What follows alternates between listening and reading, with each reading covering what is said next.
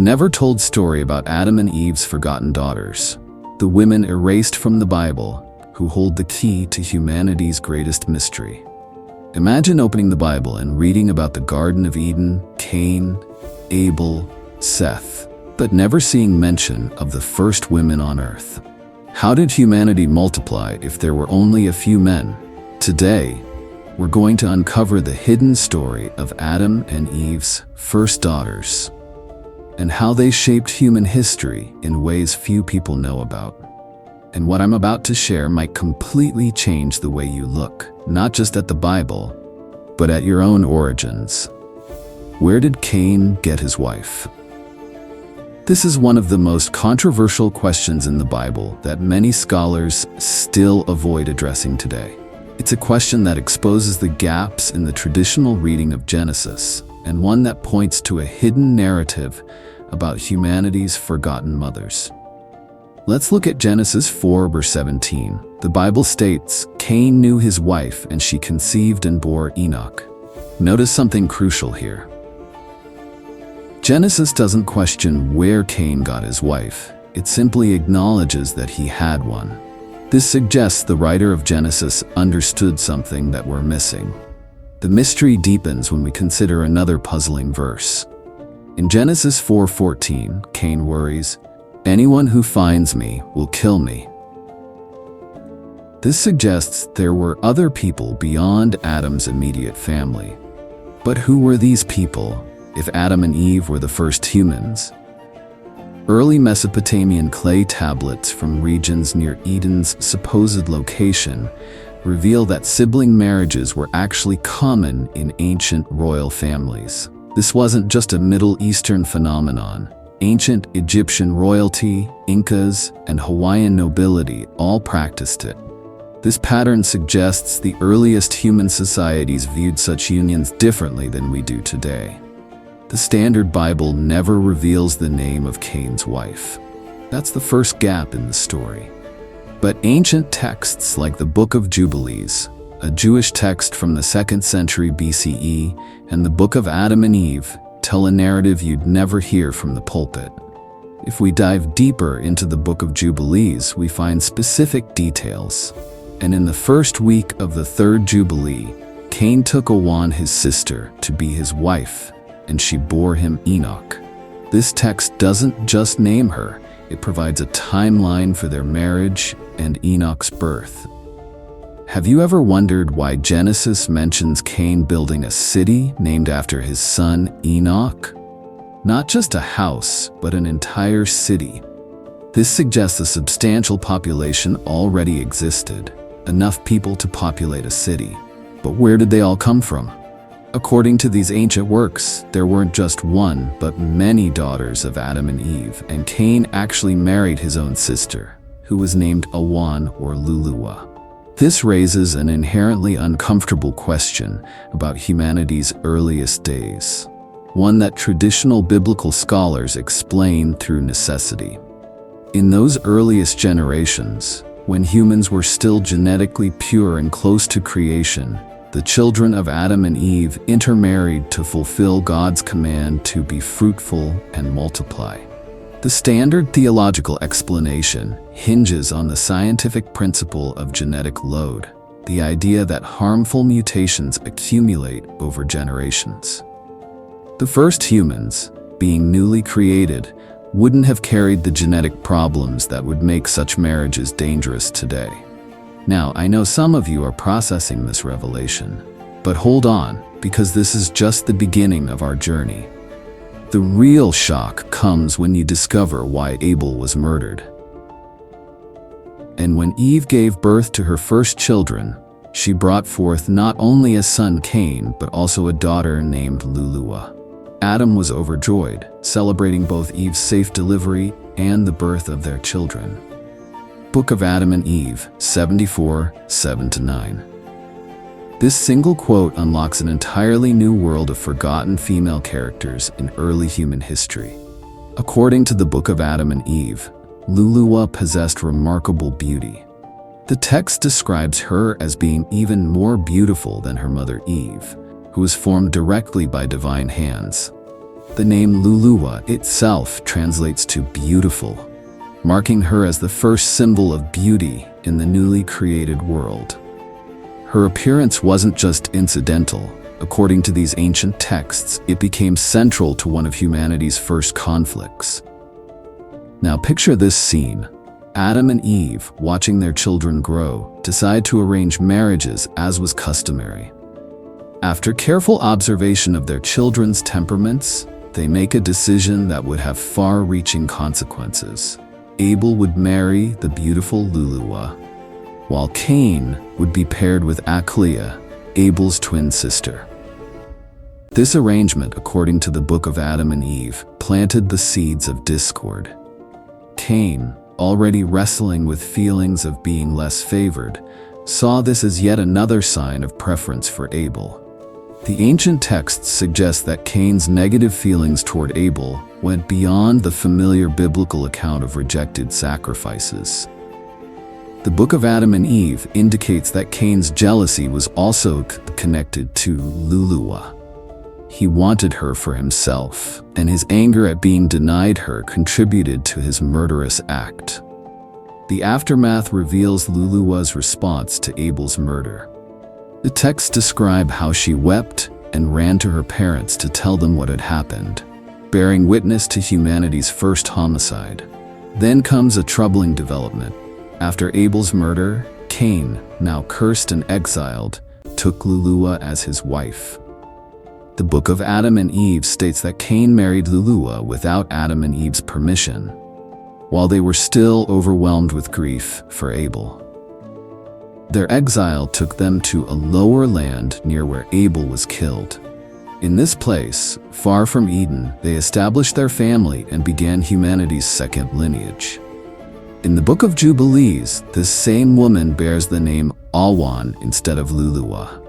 This name change is significant in ancient Near Eastern cultures, where renaming often symbolized a shift in identity or status. Alwan in Hebrew carries connotations related to iniquity or power, quite different from beautiful. What happened to this woman who witnessed paradise, murder, and exile? The ancient texts provide limited details about her life after leaving with Cain, but they do tell us she bore children, beginning with Enoch, and thus became the matriarch of Cain's lineage. Her story, barely glimpsed through these ancient texts, invites us to consider the emotional and psychological experiences of these first women. Caught between family loyalties, arranged marriages, violence, and the burden of populating a new world. While tragedy unfolded through Cain and Luluwa, another narrative was emerging, one of restoration and renewal. Amid Adam and Eve's grief over Abel's death, a different daughter enters the spotlight. Aklia, described as Abel's twin sister in the Book of Adam and Eve. Unlike the radiant Luluwa, ancient texts characterize Aklia as ill-favored in appearance. This contrast reveals how early narratives already established different evaluations of women based on appearance, a pattern that would repeat throughout human history. After Abel's murder, God gave Adam and Eve another son, Seth. Genesis 5:3 describes him as being born in Adam's likeness and image. Eve reportedly exclaimed, "God has appointed me another seed in place of Abel," the Hebrew word for appointed, shat, forming the root of Seth's name. According to ancient traditions, Aklia, who had originally been intended for Cain, later became Seth's wife. The Book of Jubilees refers to her as Azura, meaning blue sky, or lapis lazuli gemstone. This name change isn't a textual inconsistency, but appears to be a symbolic transformation. As Seth's wife, she was no longer defined by being ill-favored, but took on new significance as the mother of humanity's righteous lineage. From Seth and Azura's union came Enosh, described in Genesis 4:26 as the first to call upon the name of the Lord. This cryptic phrase marks an important spiritual development, the beginning of humanity's formal relationship with God through prayer, worship, or ritual. The contrast between the two lineages is noteworthy in ancient texts. Cain's descendants developed civilization's material aspects, city building, metallurgy, and music, as mentioned in Genesis 4:17-22. Meanwhile, Seth's line, through Azura, emphasized spiritual connection, described repeatedly as walking with God and maintaining righteousness. Further generations from Seth and Azura produced Enoch, who walked with God and was no more because God took him. Genesis 5:24, one of only 2 people in Scripture who never died. Their lineage continued through Noah, who preserved life through the flood, and eventually to Abraham. Some ancient commentaries even suggest the Great Flood resulted from the corruption that occurred when these 2 lineages intermingled. The sons of God, Seth's descendants, saw that the daughters of men, Cain's descendants, were beautiful. Genesis 6:2. Without Azura, the overlooked daughter who became the mother of the righteous line, humanity's spiritual heritage might have been lost. From someone initially described as ill-favored came the bloodline that would ultimately lead to figures central to biblical history. Her story offers a counterpoint to superficial evaluations based on appearance. The woman overlooked for her looks became the vessel for humanity's spiritual inheritance, a narrative worth reconsidering in light of our continued struggles with similar values. At this point, a legitimate question arises. If these women were so crucial to human history, why does the Bible remain virtually silent about them? Genesis 5:4 offers the only canonical mention of Adam and Eve's daughters. After Seth was born, Adam lived 800 years and had other sons and daughters. That's it. No names, no stories, no recognition of their essential role in human propagation. This silence becomes even more puzzling when we consider Adam's remarkable lifespan of 930 years. Given this longevity, Adam and Eve could have produced dozens or even hundreds of children. Jewish tradition suggests Adam fathered 33 sons and 23 daughters, indicating a substantial population existed even during the earliest generations. The erasure of these women from Scripture reveals deeper cultural patterns. Throughout ancient literature, women typically appear only in relation to men, as wives, mothers, or daughters, rarely as protagonists in their own right. This reflects the patriarchal lens through which ancient texts were composed, compiled, and canonized. Genesis 1:27 states, "So God created mankind in his own image. Male and female he created them," establishing theological equality. Yet subsequent narratives rapidly shift focus to male characters and lineages, creating a stark disconnect between stated principle and narrative practice. Biblical genealogies follow the pattern A begat B, B begat C, mentioning women only when their stories serve crucial narrative purposes, like Sarah, Ruth, or Mary. This selective inclusion reinforces the idea that women's value in ancient texts often depended on their relationship to significant male figures or exceptional circumstances. Beyond Genesis, this pattern persists throughout Scripture. Exodus briefly mentions the Hebrew midwives Shiphrah and Puah, who defied Pharaoh, then they vanish from the narrative. Numbers records the daughters of Zelophehad successfully petitioning Moses for inheritance rights, a revolutionary legal precedent, yet they disappear afterward.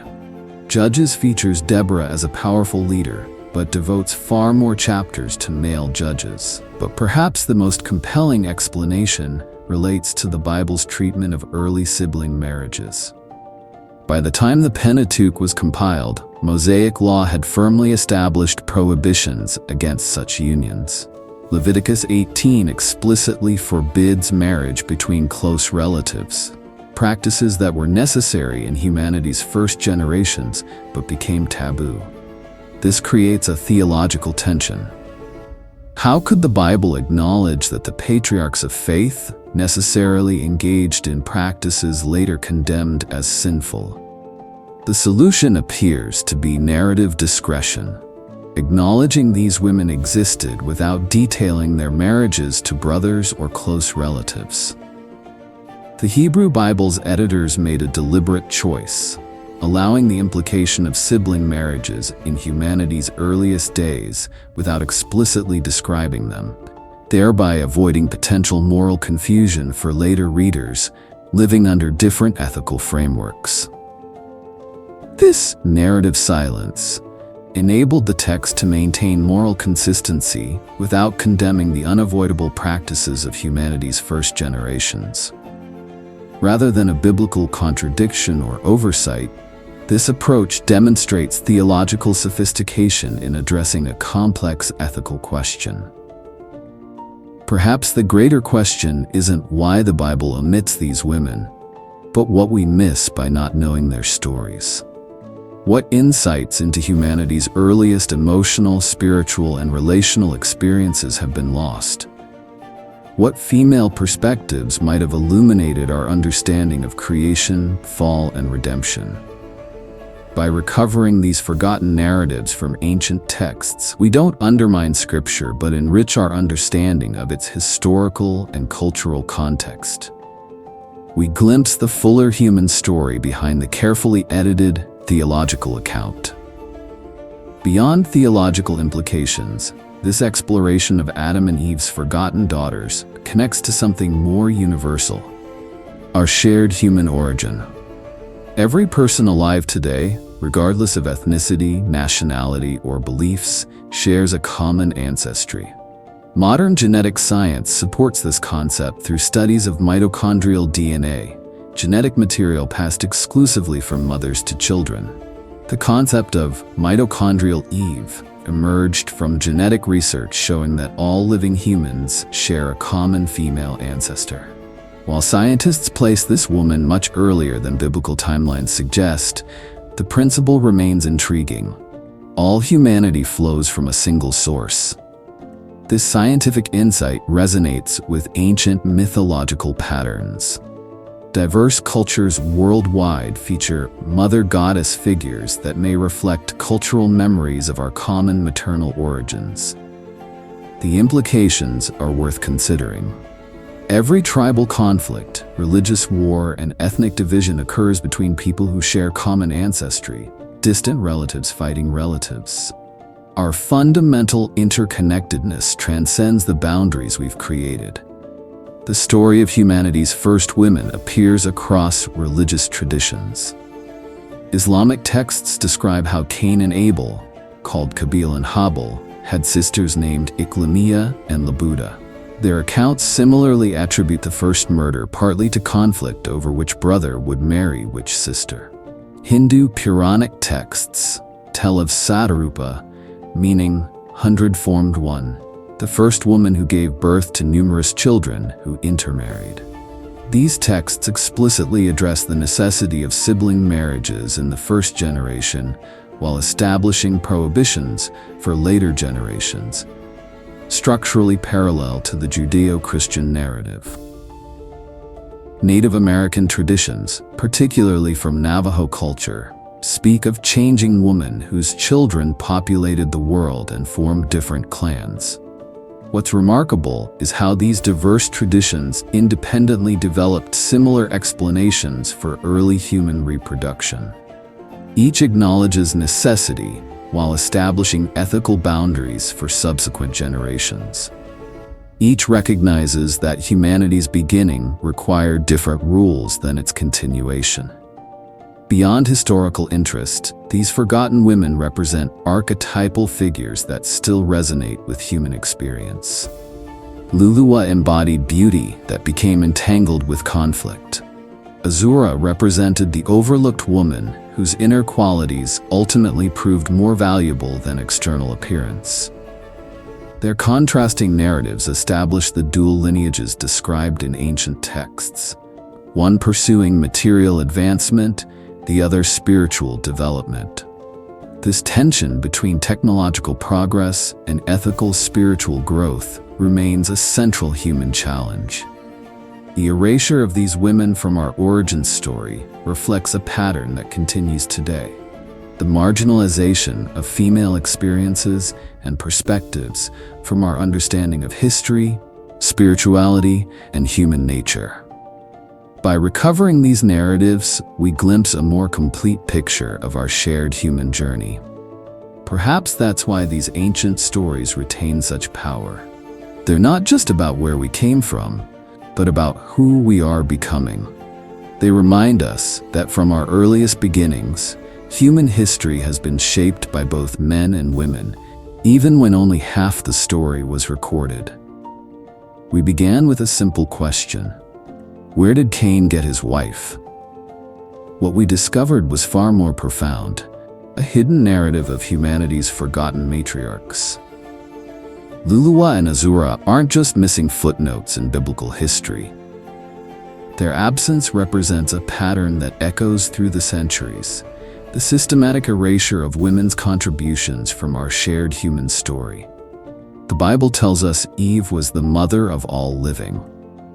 Think about that phrase for a moment. It acknowledges a fundamental truth about our origins that transcends our differences. We all share a common maternal ancestry. So what changes if we reinsert these forgotten women into our understanding of human origins? We gain a more complete picture. We recognize the complex interplay of beauty, desire, violence, resilience, and hope that shaped our beginnings, themes that continue to define human experience today. Next time you read an ancient text, look not just at what's written, but what's omitted. Listen for the silent voices. Sometimes the most profound truths lie not in what's preserved, but in what's been lost to time.